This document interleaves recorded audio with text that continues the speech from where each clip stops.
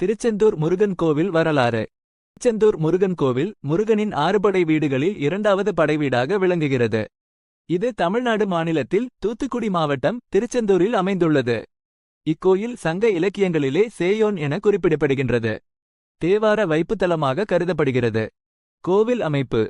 திருச்செந்தூர் முருகன் கோவில் கடற்கரையின் அருகில் அமைந்துள்ளது.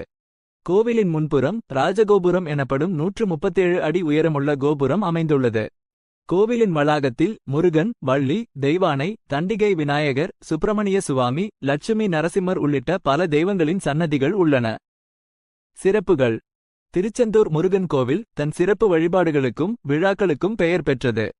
இங்கு அருகம்புல் வழிபாடு, பால் அபிஷேகம், அபிஷேக தீர்த்தம் குடித்தல் போன்ற வழிபாடுகள் சிறப்பு வாய்ந்தவை. ஆண்டு முழுவதும் பல விழாக்கள் இங்கு கொண்டாடப்படுகின்றன.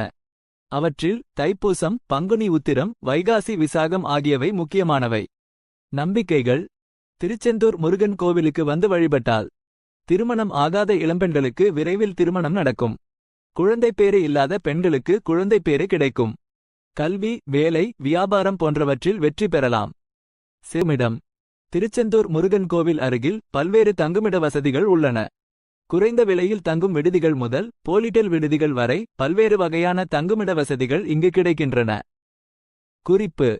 திருச்செந்தூர் முருகன் கோவிலுக்கு செல்லும்போது ஆடை விதிமுறைகளை கடைபிடிப்பது அவசியம். கோவிலில் உள்ள பொருட்களை தொடுவது தவிர்க்கப்பட வேண்டும். கோவிலில் அமைதியாக நடந்து கொள்வது முக்கியம். இந்த தகவல் உங்களுக்கு பயனுள்ளதாக இருக்கும் என்று நம்புகிறேன்.